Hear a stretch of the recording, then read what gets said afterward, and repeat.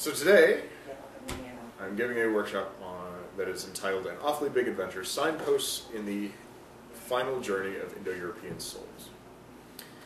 And I came across this as something of interest when I was reading through Bruce Lincoln's Death, War, and Sacrifice, which is an excellent book. It studies in ideology and Indo-European belief and all that sort of stuff.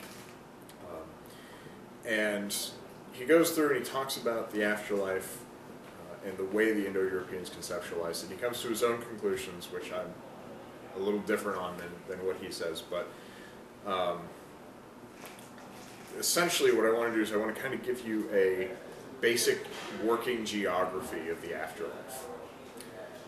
The kinds of signposts that you will see as you progress through death and enter into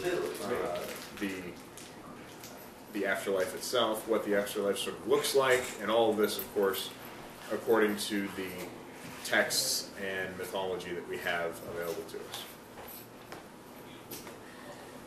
So, death, as we know, is inevitable. We fear it, we seek to avoid it, and we hope that our children do not experience it. All the while knowing that this is a rather futile effort. The fear, avoidance, and hope that surround death, along with the knowledge that will come, seems to drive our experience and our discussions that surround death. As we work through the world, we understand that there are things here and there that we may not be able to have in the next life. And so we seek to enjoy them now. And as neo-pagans, what that next life is very difficult for us to fully conceptualize or describe to one another. We've all got our own views of what's going to happen, and we assume the ancients also had, in many ways, their own views of what was going to happen.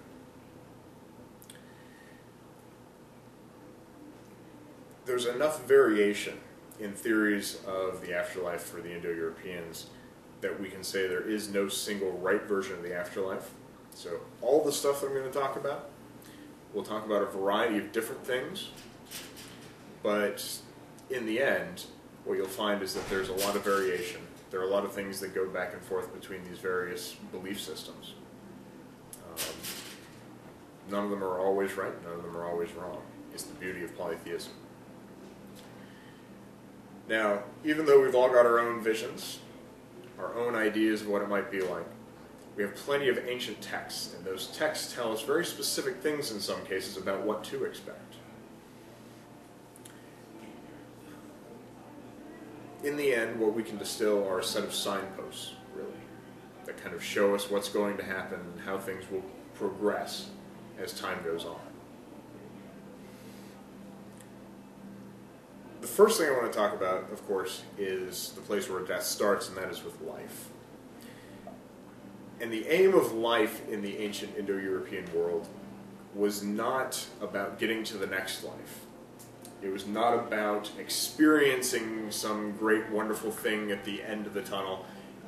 Instead, it was about living well in this life, enjoying this life. The Indo-European cosmos, as we know, is built on this relationship of reciprocity, sacrifice, and blessing. And when we think about that, we got to think about why it's built like that. Why is this idea of sacrifice and blessing, of gift giving and gift receiving so important? And how does it, when it manifests in religion, how does it deepen itself and provide a benefit to the individual worshiper? We make sacrifice and tend to our deities because, as we know, it's the right thing to do. It's piety and integrity, and it's the work that's important.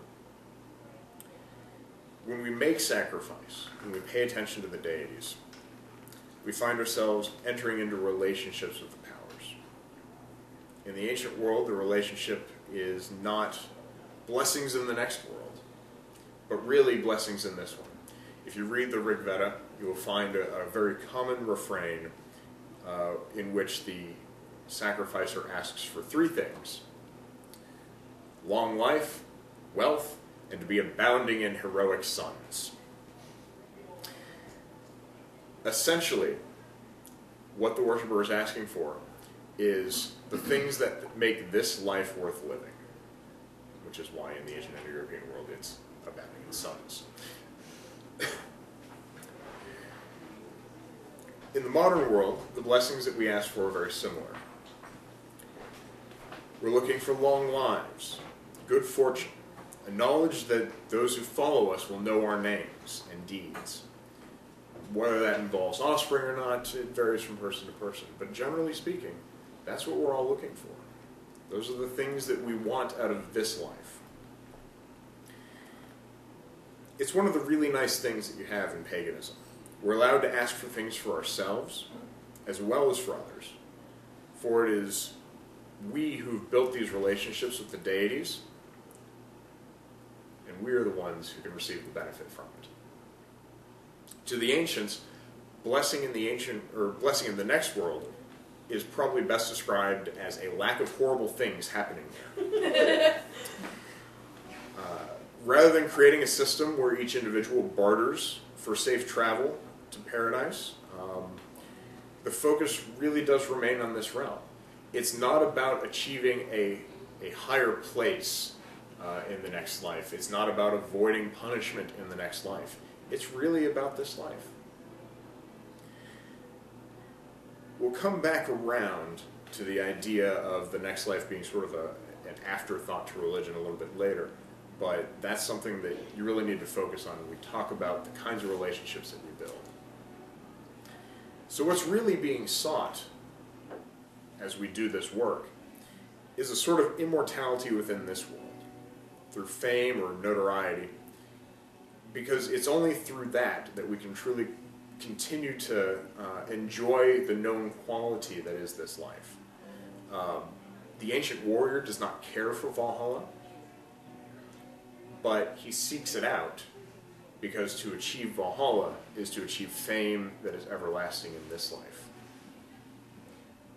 There is, after all, the prophecy in the Iliad, where Achilles can either lead a dull life with a lot of offspring, children who remember him from generation to generation until they forget his name, or he can live a very short, fast, and deadly life, where at the end of it he has no offspring, but his name lives forever. And if you've read the Iliad, or you've seen the buttered up men of Troy in a recent movie, then you realize that clearly he goes to Troy for the fame, and he wins it. So escape from death through fame and immortality is probably best referred to as the idea of escaping the fetters of death, which is a common theme in Indo-European lore. The idea dates back to all the Indo-European belief systems. Everyone is interested in escaping these fetters of death. Death is described in Horace's odes as casting snares. It drags men off in Homer. In Norse lore, hell has ropes that bind the dead and keeps them tight.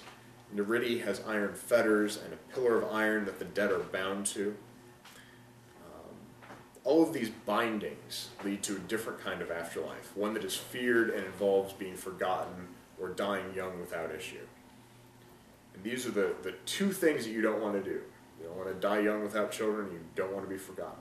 Because if you do that, then you have made no mark on this world, and you will not achieve that immortality.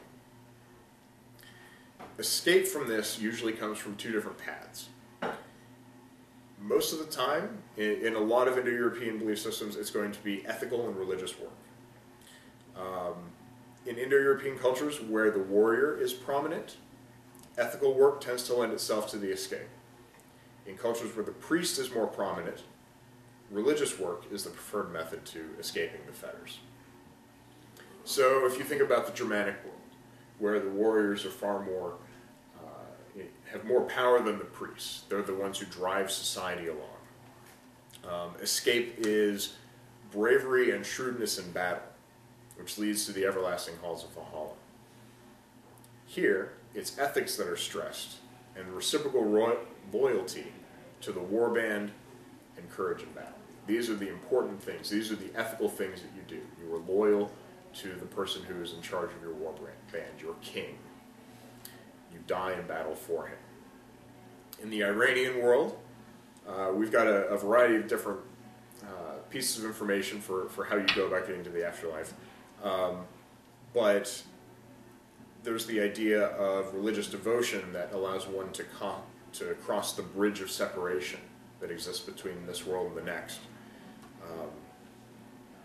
And it's interesting because religious devotion here, piety, is a subset of living your life well and being an ethical person as you work through the war, or as you do the work. Occasionally, there's even a great battle that's said to be fought between gods and demons over the soul as you pass the bridge.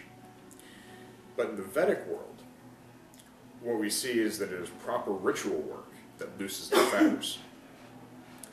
Brahmins, who are priests who know the rituals and the Lord deeply, they commit entire books of the Vedas to memory, were the gatekeepers of ritual due to the deep knowledge that they had of these ritual texts. Individuals had to pay for the services of the priests, as large rituals could not be done without a priest present.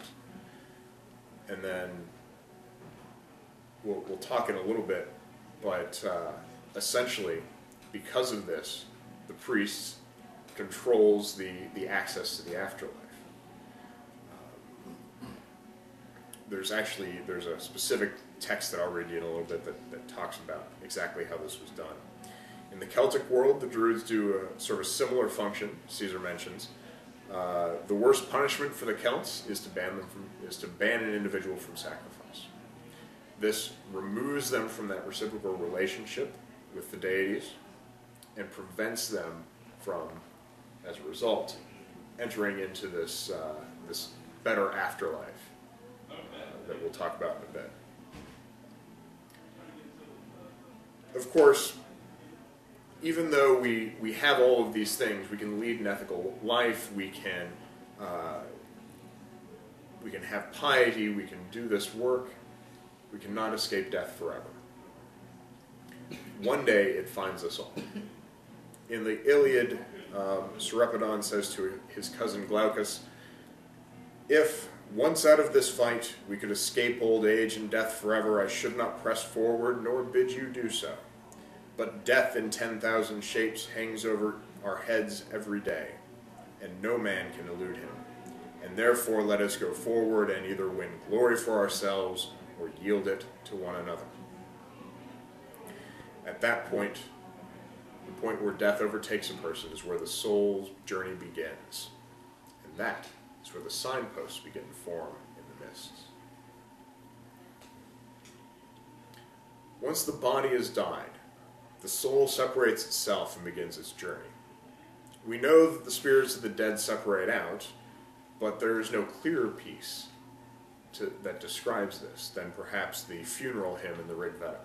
It's Rig Veda, Book 10, Hymn 16. Here, Agni, which is the fire, is addressed. Agni is, in this particular case, the fire upon which the deceased man is laid for cremation. During the funeral hymn, two different Agnis are addressed. One that guides the man to heaven, and this is the one that does not burn him up. I'll read the hymn in a moment. And the other takes the impurities away. It's the corpse-consuming Agni. And there are a couple of other odd words in here. The Yada Vedas would be Agni. The fathers are the blessed dead. Yama is the king of the dead, and the Rita is the world order. So as I read through those, you'll hear those words come up. So these are selected lines translated by Maurer, but it's lines 1, 2, 3, 9, and 11. "Do not burn him up, Agni. Do not scorch him. Singe not his skin nor his body. When you make him cooked, O Yadavedas, then send him on to the fathers. When you make him cooked, O Yadavedas, then give him over to the fathers. When he goes to this place whither the spirits are led, then shall he be led unto the will of the gods. May your eye go to the sun, your breath to the wind. Go to the heaven and to the earth according to your rule, or go to the waters, if that is ordained for you, among the plants to take your place with your limbs. And then the next Agni is mentioned. Corpse-consuming Agni, I send far off. Carrying the impurities, let him go to those whose king is Yama. Right here there is this other Yatavedas, this other Agni. Let him carry off the oblation to the gods, the knowing one. May Agni, carrier off of the corpse, who shall worship the fathers who thrive in the Rita, announce the oblations to the gods and to the fathers. So again, two different Agnis in the same flame.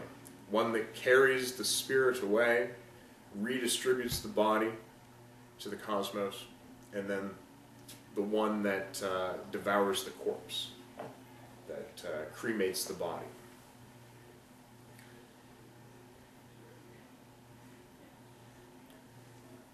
This is the point where body and soul separate. And this is the point where we start to move down these various signposts.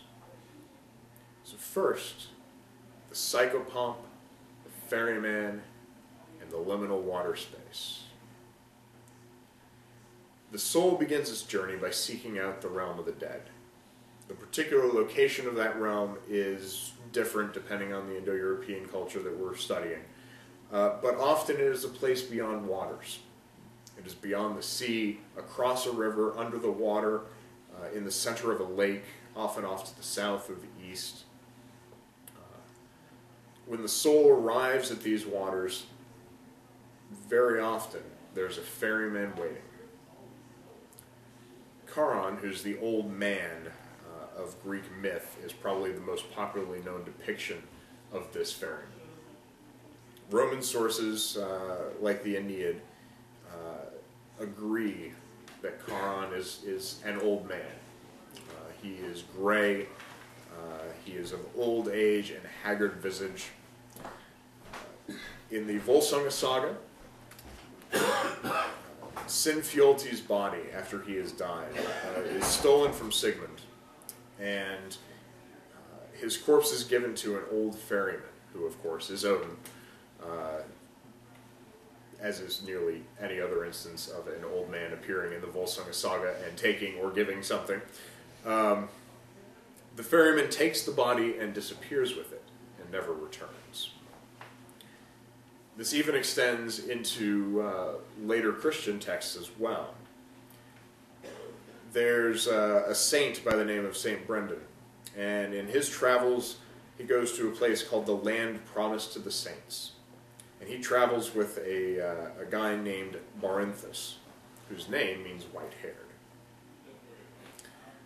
It's another reference to the old boatman. In a departure from the standard i.e. myth that we're usually familiar with, the ferryman in Vedic texts is not actually a spirit figure, but the Brahmin, or the priest who pours the sacrifice. And I mentioned I'd come back around to this, but this is from one of the Brahmanas, where it says, "Truly, the heaven-bound boat is the Agnihotra sacrifice. The two sides of the heaven-bound boat are the two altars. And truly, the steersman of the boat is the milk-pouring priest."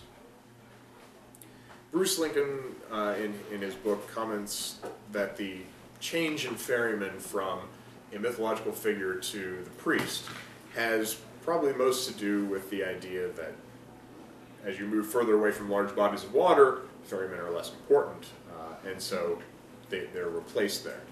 But it could also be due to the amount of control that the priests have in the Vedic world, and the fact that they want their money. Don't even fix a price. So the question becomes, all these ferrymen are old. And so when we look at it, we have to ask ourselves, why is it that the ferryman is old?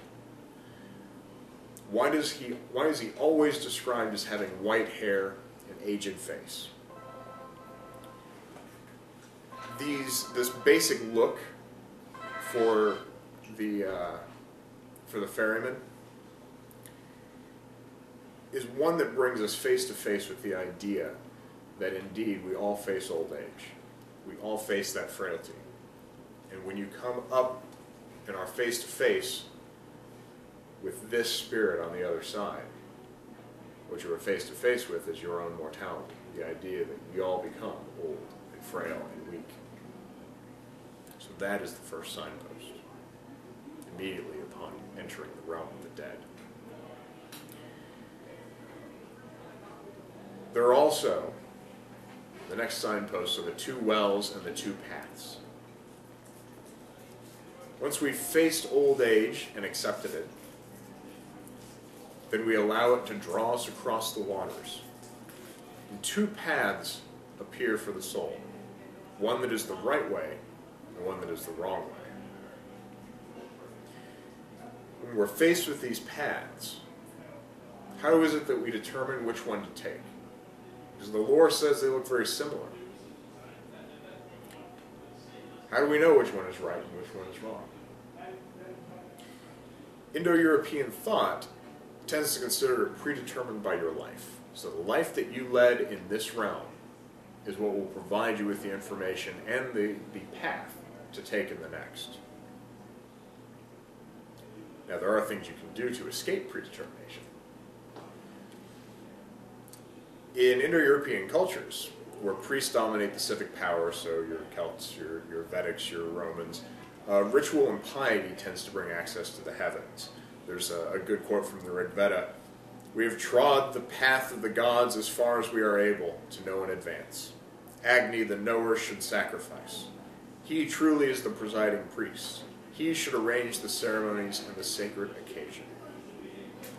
The Vedas call the path of the gods, or the path of the fathers. These paths lead to the places where the soul can later journey back and receive the offerings along with the other ancestors. In Zoroastrian religion, the soul will encounter what's known as the Bridge of Separation, as I mentioned, which leads to the House of Song. If you've not lived a good life, however, the bridge will be too thin for you to pass, and you will fall into what's called the House of Lies. In Indo-European cultures where the warriors are the dominant power, so the Greeks and the Germans in particular, the way to the afterlife is paved primarily with warrior deeds and right action. The Greek Isles of the Blessed and the Norse Valhalla are attained through death in battle, or a lifetime in battle should one die on their own bed, as does happen. The German path leads either to Valhalla via the way of the gods, or to hell via the way of hell. In Greece, your path would either lead to the Isle of the Blessed or to Tartarus. As we said before, the soul will cross this liminal water space, often with a guide that represents old age. Some will encounter another water space, either the waters or sea, but at some point we know there are waters that must be crossed. And these waters are dangerous for the soul. After crossing the river, the waters, or the sea, the waters wash away memory, care, thought, and fear. We might think that having care and fear and memory and thought washed away is a good thing, but these are the things that make us who we are. When the soul passes through these waters, and the memories that we have are relieved from us, then the soul is relieved of that which makes it a complete being. There are, however, ways to regain those memories, those fears, and those thoughts. And that is what mostly concerns the ancient writers and the priests. They came up with ways to figure out a loophole, a way to get back to those things. There's a well-known example in Plato's Republic where he talks about the crossing of the river Lethe in the myth of Ur. And he talks about these two paths, one that ascends and one that descends. And he says that it is abstention of the waters of the underworld, so abstention of the river of the waters of the river Lethe, whose name, of course, means forgetfulness or unmindfulness, is how you avoid this problem. However, abstention is not a typical Indo-European virtue, so I tend to think this is a later development in the idea of Indo-European belief systems, because there are other Greek sources that provide us with, I think, a more consistently Indo-European view. Specifically, the Orphic gold tablets that you find occasionally in burial plots, where these are sort of they're on thin pieces of gold, and they're inscribed with what is essentially a cheat sheet for how to get through all of the challenges that you will face as you work your way through the afterlife. These were given out by what are known as beggar priests, the goes, the itinerant guys who went around and initiated people for money.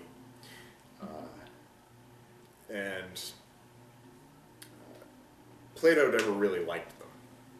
He actually derided them fairly quite a bit in the Republic. But one example of these reads very plainly, "You will find a spring to the left of the house of Hades, and standing beside that spring is a white cypress.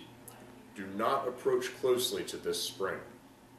You will find another, flowing cold water from the pool of memory, and before it there are guards. Say to them, I am a child of earth and of starry heaven, but my lineage is heavenly alone. You must see this for yourselves. I perish and am withered with thirst. Give to me quickly the cold water flowing from the pool of memory, and they themselves will give you to drink from the divine spring, and thereafter you shall reign among the other heroes." Here the souls are described as thirsty, as seeking sustenance. The journey that they have taken has left them weary and parched, and so the first well that many come to, they drink from. But those who have been initiated understand that there is some place further to go, that if you put off just a little bit longer, and you drink from the right well, then you will reign among the heroes. There are various underworld wells and drinking vessels that appear in other sources as well, certainly not isolated to the Greeks.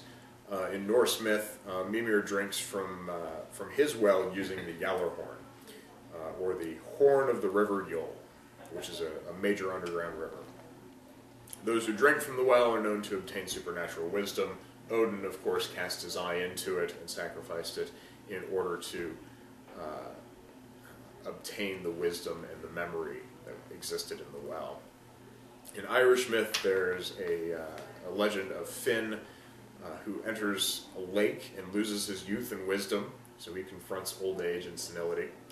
But he regains his youth through a drink from a magical otherworld cup that is kept beneath the mound, thereby also gaining greater supernatural knowledge, as do other Fenians who drink from the same cup. So these pools, these springs, the wells, the chalices, they're all fed by and connected to various underworld rivers. In the case of Finn's cup, it was connected to a water, or a lake that was fed by the next to the mound. And they become sort of repositories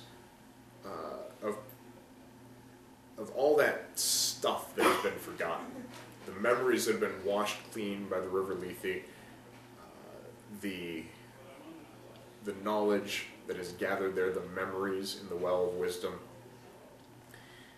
And so a drink from these waters brings us inspiration and wisdom from all of those who've gone before, these ancestral waters. So in our rites, when we call out for the waters of the well of wisdom, the spring of renewal, the waters of memory, This is what we're seeking. This is what we're calling for. When we say, behold the waters of life, these waters are filled with those memories. We're privileged to drink from them because of the relationships that we forge, the gifts that we offer, and the maintenance of the ghosty relationship that we are into, the guest-host relationship. Now, we've met old age. We've retained our memories by drinking from the right well. Next up is Spot. The dog that guards. As the soul travels its path through old age and senility, so the idea of meeting the ferryman, working our way through the travesty of losing one's memory, we then come to the border of life and death. And there, between these two worlds, there's a guardian. It's a dog, well suited for the role to be the final separator between life and death. The dog is a domestic animal. The wolf is terrifyingly wild. The guardian is typically called a dog, but it has attributes of the wild wolf. The hound is known to growl, which is a vocalization somewhere between speech and silence. It's a sound that lacks reason, but is filled with emotion and power. The hound is known to be hungry and greedy, to be sleepless and sharp-sensed. In the Rig Veda, Yama has two dogs, Sabala and Sayama. The names themselves translate into Spot and Blackie.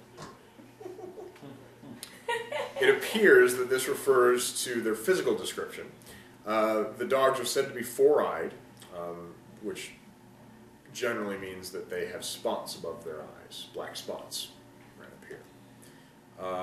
They're called keen-sighted and broad-nosed.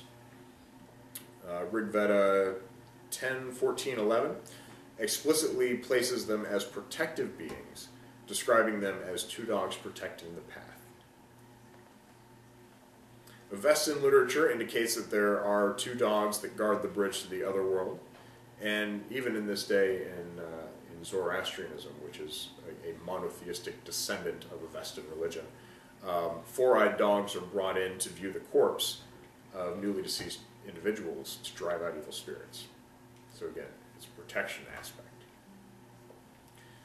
From these Eastern Indo-European dogs, there's a link, somewhat tenuous in some cases, and there's a lot of argument about this, to the Proto-Indo-European Kerberos, which has been posited. It's been assumed that there is that link, or that word, which of course brings us to the discussion of the name of the dog in Greek, which is Cerberus, which is the fearsome three-headed dog that guards the path in Greek myth. And his name is essentially, if this etymology is true, Spot. There's a lot of academic discussion about that derivation, but I like it. It's kind of funny. The primary other explanations for the name of the hellhound revolve around words for hunger, greed, and growl, which can be reconstructed from Proto-Indo-European. These words are particularly convincing in Germanic stories. Giffer and Gary are described in the lore, and Freki is described in the deluding of Gylfi. Each of these names appears to be derived from the Proto-Indo-European root gere, which generally indicates hunger, greed, or a devourer. Garmer, another Norse wolf, appears to be derived from the Proto-Indo-European ger, or roar, howl, rage, and growl. The dogs themselves are generally pairs, except for, of course, Cerberus, whose heads are plural, which aids them in their sleeplessness and their guardianship of the path. It is well known that the dogs can be overcome with food. Yama's dogs are satiated with consistent offerings at the Agnihotra sacrifice. Cerberus is satiated with honey-soaked cakes. Heroes will often overcome the dogs in other ways, including song, Orpheus, and strength, with Heracles. But these are clearly heroic feats that mortals cannot engage in.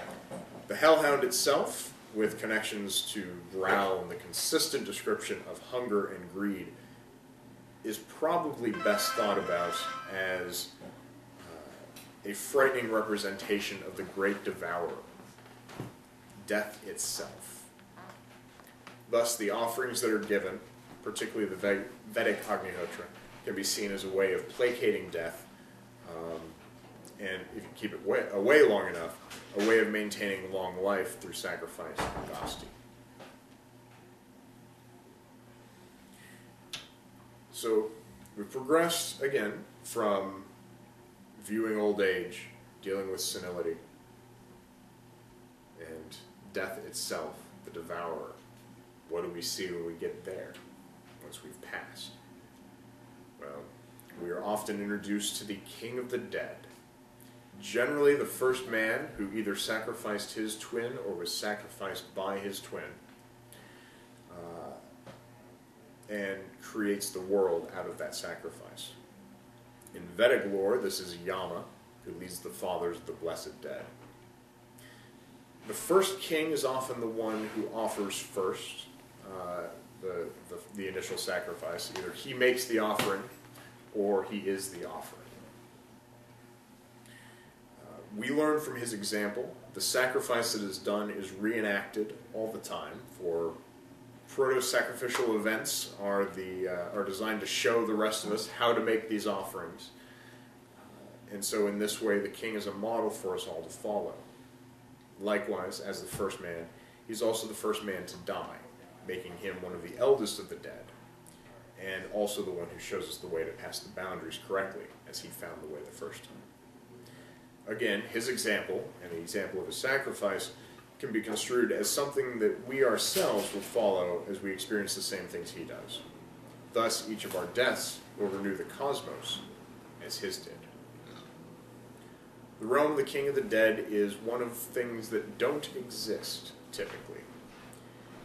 When you look at the way that the afterlife is described, it's not described by what is there, it's described by what is not there. There is no sickness. There is no death. There are no cares. There is no discomfort. There's no darkness. Rarely do the texts ever say what is there, though. So when we think about ways to describe the other world, we tend to describe it in negative terms, things that aren't there. Now, we've also got small glimpses about what that general structure of the other world might be. And the most common phrase for that is the house of clay. There's a seer by the name of, I love Vedic names, Vashistha, who calls out to Varuna in the Rig Veda. This is Rig Veda 789. May I not now go to the house of clay, King Varuna? Be gracious, you whose sovereignty is good, be gracious. And in this line, we start to wonder, what is it that the seer knows? What does he see when he gazes toward death? What truly is he asking for as he appeals to Varuna? What is this house of clay he speaks of? The other world is often described as having earthen ramparts, as being a fortress. In the Atharva Veda, the fathers are said to travel out by the paths leading from the fortress.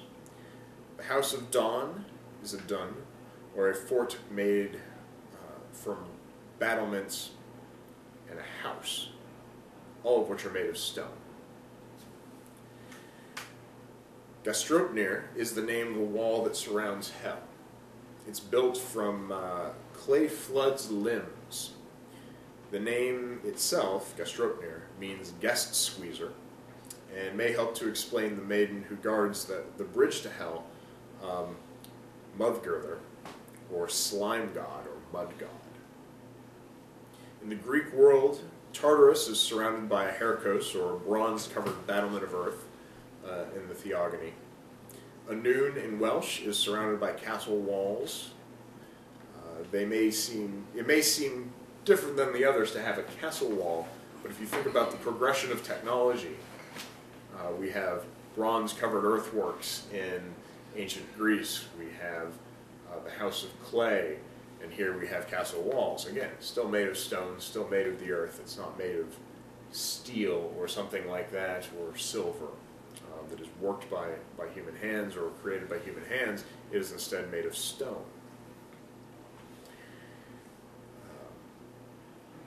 Through it all, Bruce Lincoln, in his description of the afterlife, wants us to think about the House of Clay, as the clay urn that we end up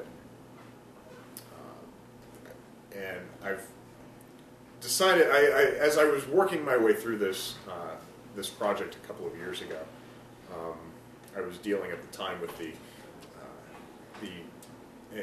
life-threatening illness with my father, and as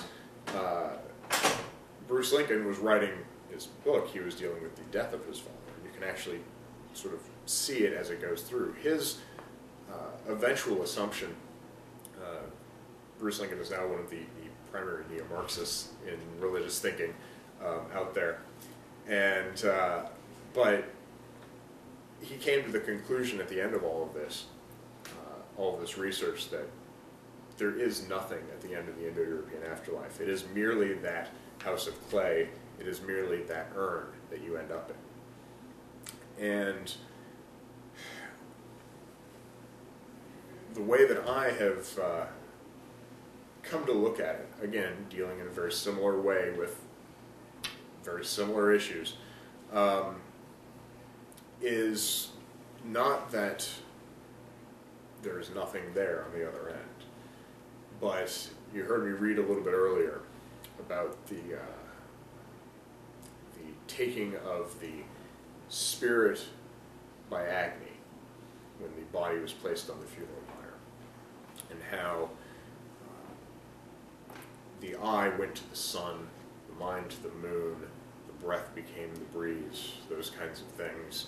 It's a very common Indo-European phrase. You find it all over the place in Indo-European poetry. And essentially what's happening is that the individual is having their body become part of the cosmos. They are maintaining it through that death. And so, if you lead a good and ethical life, then there is something that is unfathomable that waits for us. It's something beyond our ability to describe, and yet we know of it in our experience of the cosmos. At the end of our time, we follow a path laid down for us by the first death. Our eye becomes the sun, our mind the moon, our blood the seas, our hair the plants. We ourselves maintain the cosmos. We become part of that great cycle. There is, of course, the other important factor regarding death. And we return to Achilles, the Greek hero who was told of his two fates, to either have issue and be forgotten by his descendants in just a couple of years, or a couple of generations, or to go off to war, have no descendants, but to have his name remembered forever. By remembering the names of those who have gone before, we recognize their place in our cosmos. We keep them alive. We value their role in creation and maintenance. And we tell them, spirits, your contribution has meaning to us. So death, in an Indo-European sense, actually does mean something. It is escape from the growling monster of old age, escape from worry and care, and an opportunity to live forever, presumably, in bliss and knowledge, and perhaps, most importantly, a chance to maintain the cosmos in an ultimate way, to be bound by the rita, or the art of the cosmos, in that most physical and lasting way possible. Looking back again at the seer who's calling out to Varuna. Here's the rest of the a chunk of Rig Veda 789.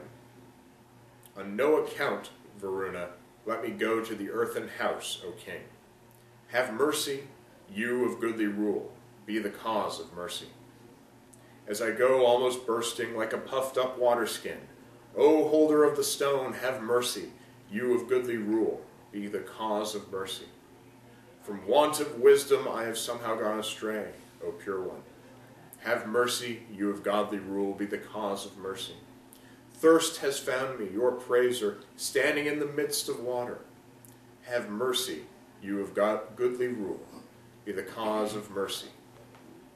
Whatsoever wrong, Varuna, we as human beings do against the host of gods, out of ignorance what law of yours we have infringed, harm us not, O God, on account of that offense. And here stands the seer, knowing that he already stands in the waters and is tempted to drink. Here he places his trust with one final call, that it be remembered that what he has done in his life. To the God of order who ordained his fate, let it be as I know it to be. It's proper that we pray to the ancestors that what happened for them will happen to us, that they will guide us through that process. And so to kind of wrap up, there's a prayer that we started using a couple Samhains ago that I wrote, that asks for just that, the continuation of the cosmos, and that it be what we know it to be. And so we call to the ancestors. When you were born, the earth became your body, the stone became your bone, the sea became your blood, the sun became your eye, the moon became your mind, the wind became your breath. When you passed to the other world, your breath became the wind, your mind became the moon, your eye became the sun, your blood became the sea, your bone became the stone, your body became the earth. When we were born, you did the same for us. You called forth the earth and rocks. The sea arose and the sun descended, the moon shone down and the winds sang. For those who come after, we shall do as you did for us. When we are gone, we shall do as you did before. Ancestors, we honor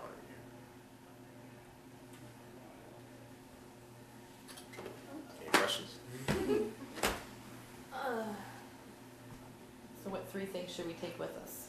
Coins. Coins to pay the ferryman. Coins to pay the ferryman. An Orphic tablet. Orphic tablet. We know the Make sure that you pay your priest, though. Right. Because there's a whole group of these Orphic tablets.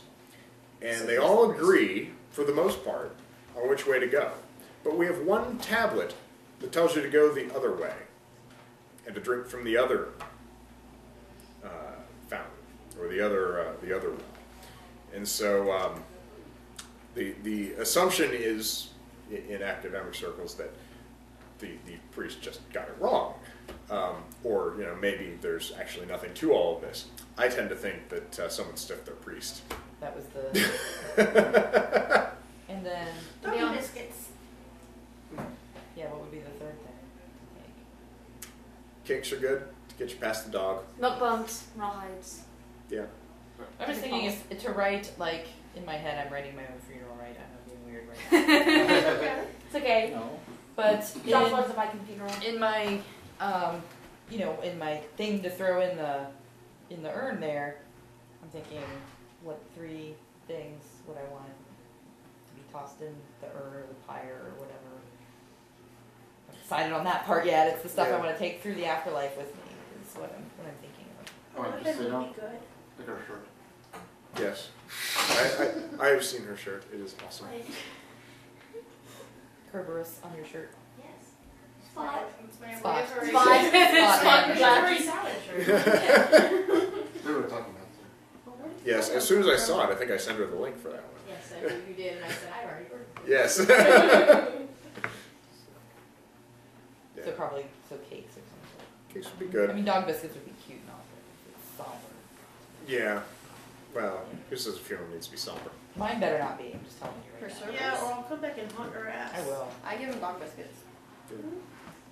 Honey cakes. What was Common. the Well, I give Honey cakes would make sense given the other stuff, the soma and all the other. Yeah. I give honey cakes to the ancestors and to the boatmen, but I give Cerberus dog biscuits or like bits of ramen. What was the way that you called at one point? You said your boy, your boy, your What boy. do you whistle for? And then how do you get past the stone walls into the fortress? That is really about the life that you've lived. So If if you've you've- made it through this other three, Then you will be able to slip through, essentially, because, like I said, if you've lived a good life, then the bridge is wide enough for you to pass. If you haven't, it becomes a lot smaller. But if you've made it through, the assumption is that you've lived a good life. So Yep, it will be the opening, the gap into into that fortress, into that place that you go to, will be dependent on the quality of the life that you have lived. it seems and maybe it's just too many Indiana Jones and other sorts of movies, is that there's an edge. There's like something that can give you the edge too. Like if you've lived a virtuous life, you don't need the dog biscuits and you don't need all that other stuff, but you carry it with you just in case. It seems there ought to be a just in case. There's always A a just in plan case, B. a piacular. A piacular. Practice your balance. Okay, I'm dead. I'm not gonna be able to practice my balance. One of those poles that the tightwalkers use? Maybe. Yes, Think about it. Tracy. Hopefully I've got 30 or 40 years to think about it. Okay, so As you said, there's a lot of indication that there are wells of memory. Yes. So we have the ability to pretty much forget and have things drift away, and we just live this life or this existence where we remember nothing, we feel no pain, we don't really care about anything anymore. Right. But it would seem that we're supposed to remember if we do what we're supposed to be doing. Yep. The universe or the kindred want us to remember, want us to know what it was that gave us this life. But then we're dispersed into the air and the stars and the plants. So, I mean, is it, insofar as what you have studied, your understanding that when we are part of the plant and part of the sky and part of the air and water, that we will carry those memories with us to those places? Yeah. Yes, because we do end up, I think it's fairly clear that we end up with the ability to carry those memories on if we know how to carry them. The idea of the soul splitting, going to different places, is fairly heavy in the lore. You find that in a lot of places. And the idea that, if my eye goes to the sun and then to create something else, my eye comes back from the sun, you can read that as a form of reincarnation as well if you wanted. Though if all of your various pieces, parts go to various places, it can be complicated. I don't think that Indo-European reincarnation is terribly straightforward. If it exists at all, it is really muddled in a lot of awesome ways. So, but yeah, the aim of it, and part of it too, is the idea that there is something of us, probably that collection of memories, that collection of knowledge, that is able to receive sacrifice and to interact with us. Because it's not just this idea that your soul shatters and goes all these different places. There is also the notion of the grouping together of the ancestors, the blessed dead. They go to a particular place and enjoy themselves immensely. and pigs that die every night and get reborn the next morning. Yeah, you know, it sounds kind of like a party with plenty of bacon. I mean, That's a your easy. party. That is ideal. Breakfast. That is ideal. yes. I got a couple questions. You mentioned the guardians, Yeah. the hounds, the gate. What would be the Kunanun then? Are the Kunanun guardians of Anun? Were they something completely different? Were they psychopomps? Those are the dogs, the white ones with the red ears, correct? Yeah, the Yes. white ones with red ears. They tend to chase usually wicked people, unvirtuous people. They Yep. follow the dun rider. Yep. Rider on the dun horse. Those individuals who do not lead a virtuous life have a devil of a time getting past dogs. They have so many problems with it, and that's part of the devourer aspect of the dogs as well. It is moving past them requires that virtue. Okay. I suspect if I were going to really simplify it in a way that is totally not backed up by the lore, which I like to do from time to time, I would probably suggest that wicked deeds don't smell good to dogs. Might be how I would phrase it. The less virtuous you are, the more you smell like bacon. There we go. Yes. That's not right. Or beer, and they don't like that.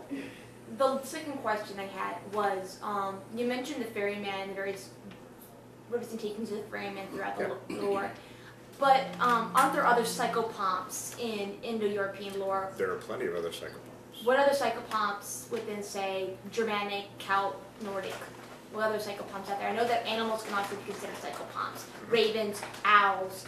Yep. Sometimes wolf is considered a psychopomp.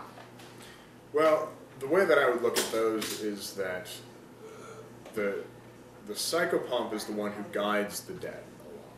Right. The ferryman is one of those signposts, one of those things that you run into.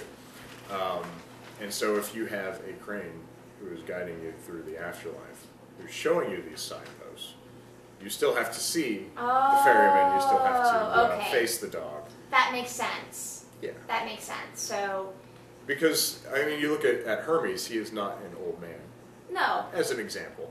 Then again, Hermes can be whatever he wants. Hermes can be whatever he wants.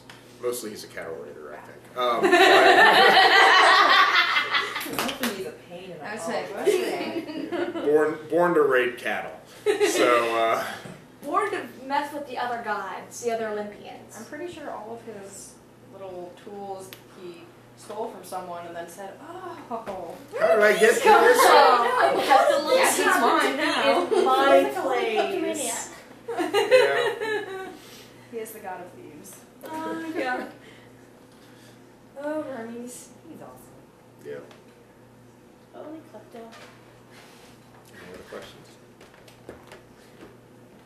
Okay, so I know that this is maybe perhaps reaching on treacherous ground, but so for those who have not yet lived lives, that have not been able to perform the rites, who have not been able to do great deeds, who have not been able to be warriors, is there any historical or i.e. writing about what happens if There you is. have born lame or unable to do these great things? There- All the there are- disease and stuff. I mean, there- people died before. they Yeah. got a chance. Or And what children, happens, what typically happens, and this is entirely lore-based description, what typically happens is that individuals who do not meet rites of passage are in a category called the angry dead. So women who do not get married, you'll find in well, you find in a lot of even modern cultures, people will bury women who died before marriage in wedding dresses because that allows them to get married prior to being buried, and you don't want to get your I know in some Japanese cultures they'll spirit brides. yeah they'll marry the dead to each other, after, like, before they're buried, but after they've passed on, they bury them to each other, so they're not alone in the afterworld. Yep. Because I mean, there's a clear progression for life, and that progression is very similar in all cultures. And if you miss something, if you were to think about it in Catholic terms, you miss a sacrament, then or you do it out of order, then you have problems. That's just something that happens.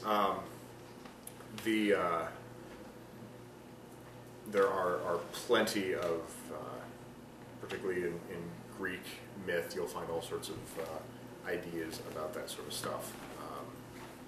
Typically speaking,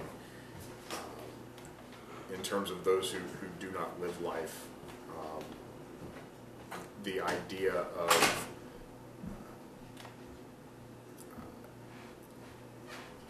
receiving a name is usually where something is considered living, really, at that point. So the idea of naming a child or something like that, which is why it's not done immediately in most cultures. It is instead waited a couple of days. And we do our cleanups down at Greenlawn Cemetery. And there you find lots of baby aged 3 days or whatever, without any name at all. And that's the reason for that is that way they don't have to worry, I guess, about the disposition of that soul, because it is not named. It hasn't begun that journey yet. It would seem like that either in the ancient world or even modern, we could come up with ways to spiritually kind of like the spirit brides, or we could come up with ways to do things on behalf of whatever soul we're talking about to make sure that they get through the. That's what I was thinking in a funeral rite, making sure they have those three things that say, okay, you would have lived a good life had you not. Almost like testifying to the gods on behalf of the deceased that this person is, we can testify that we will testify that this person deserves passage. And I can tell you too that it is not at all uncommon to send letters along with them. In the ancient world, these are mostly curses. But that doesn't mean we have to do that. Yeah, it doesn't mean that we have to do that. But there's a whole book of them. Yes, there are several books of them. But essentially, the idea that you can put a letter in with the individual addressed to the deities, literally with 2 Hades. Please take care of the soul. Exactly. And in that case, I would say